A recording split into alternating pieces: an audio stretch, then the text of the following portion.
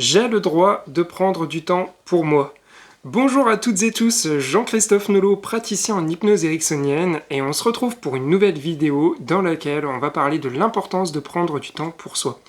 Ce qui s'est passé, c'est que j'ai discuté très récemment avec une personne qui a vécu des étapes de vie difficiles et cumulées dernièrement, et en fait j'ai été très surpris parce que cette personne-ci m'expliquait qu'il y avait tellement plus difficile en termes de vécu chez les autres qu'elle n'avait pas le droit de souffrir et de dire qu'elle souffrait, et même de prendre du temps pour elle.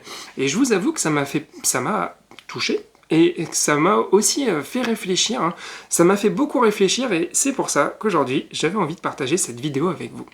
Alors, dans cette vidéo, à un moment donné, volontairement, va y avoir des éléments provocateurs.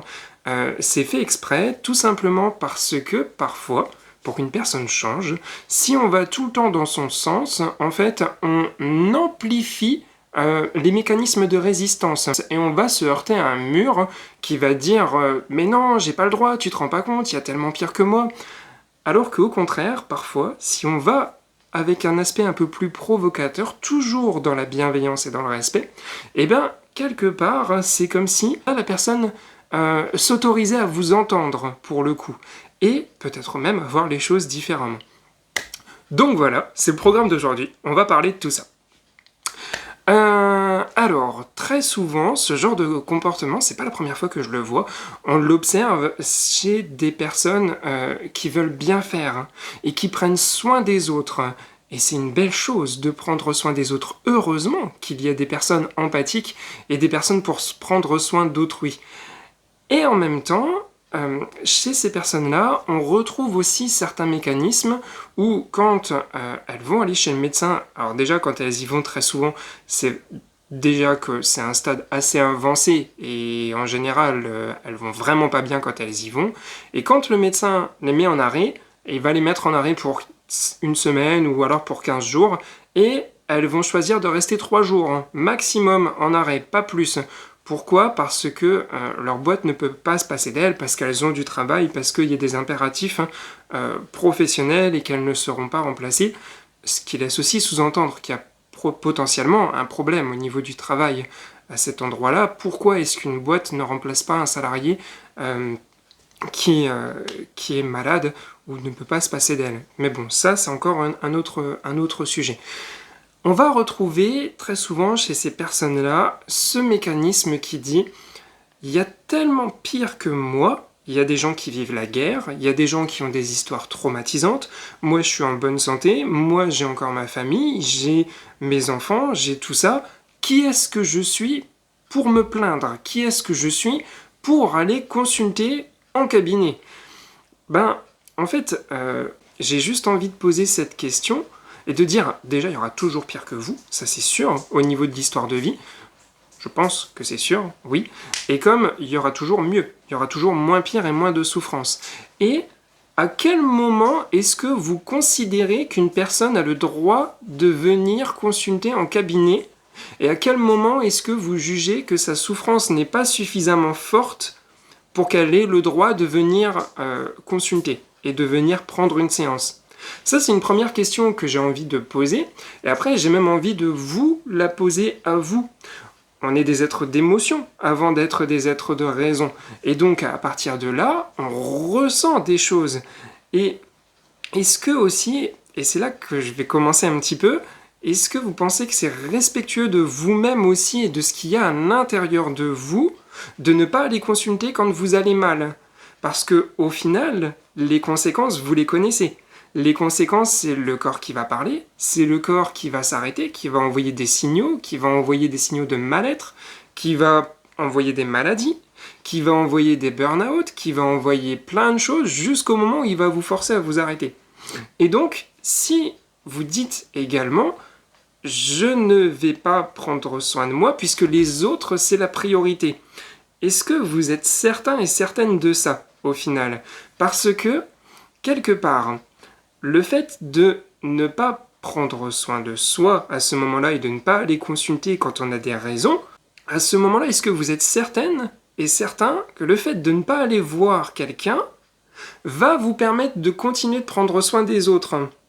Parce que si vous n'allez pas voir quelqu'un, si vous ne prenez pas soin de vos émotions, alors quand je dis voir quelqu'un, ça peut être faire du sport aussi, ça peut être faire du yoga, de la sophrologie, ça peut être n'importe quoi, quelque chose, ou même en discuter avec des amis, bref, si vous prenez pas ce temps-là, à un moment donné, vous allez craquer. Vous n'allez plus pouvoir prendre soin des autres. Vous êtes bien d'accord avec moi? Et donc, quelque part, le fait de ne pas aller consulter, c'est également le fait de ne pas prendre soin des autres, puisqu'à un moment donné, vous ne pourrez plus le faire parce que vous irez tellement mal et vous n'aurez pas réglé les choses au fur et à mesure que vous craquerez et donc vous ne pourrez plus prendre soin d'autrui. Donc quelque part, est-ce qu'il n'y a pas une certaine forme d'égoïsme, je me dis un petit peu avec le sourire, à ne pas aller voir quelqu'un quand on ne va pas bien? Voilà, c'est plein de questions qui peuvent se poser également.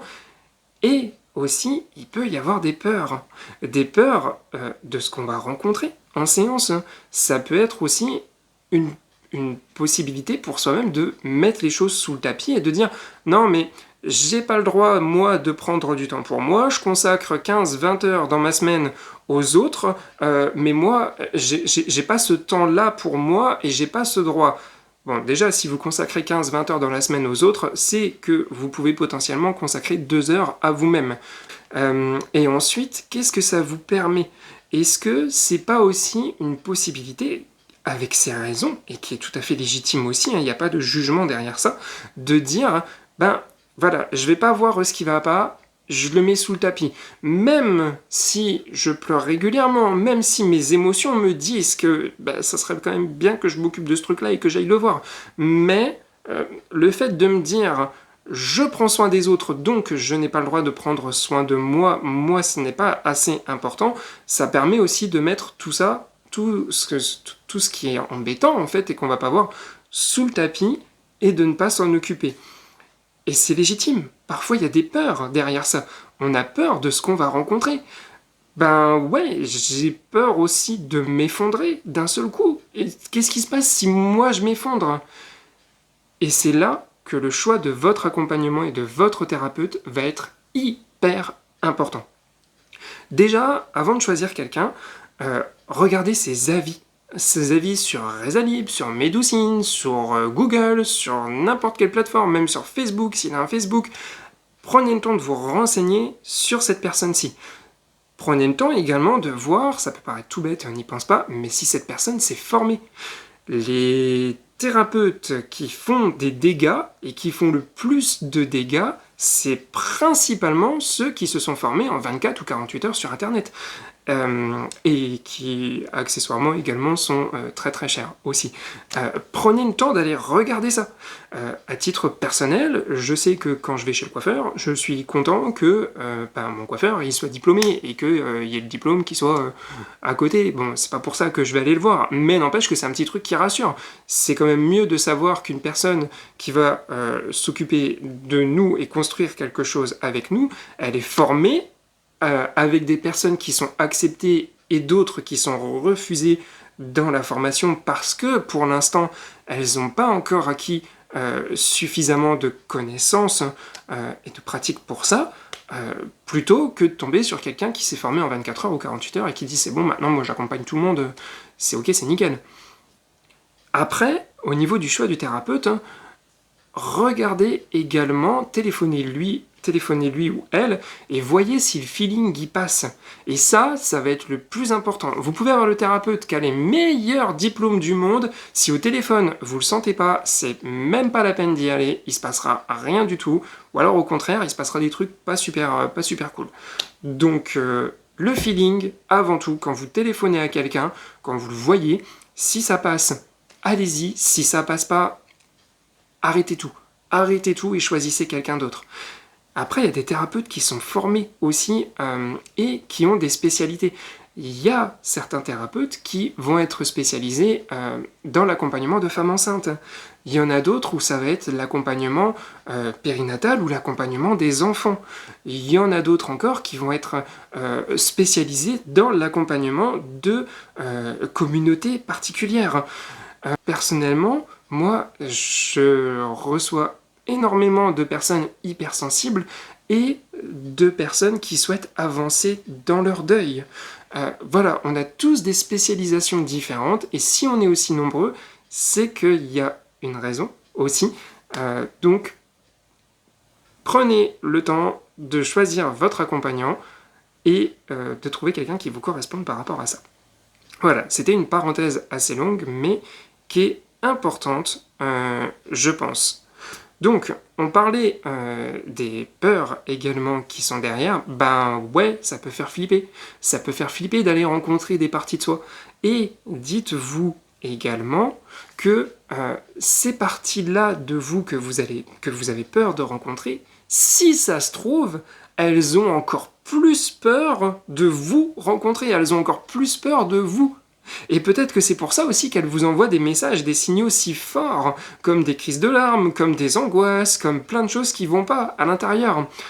Sauf que le jour où vous partez à leur rencontre, elle, qui est toujours habituée à être dans l'ombre et qui n'est pas entendue, et ben là, d'un seul coup, et qui est toujours toute seule, là, d'un seul coup, il y a quelqu'un qui vient la voir.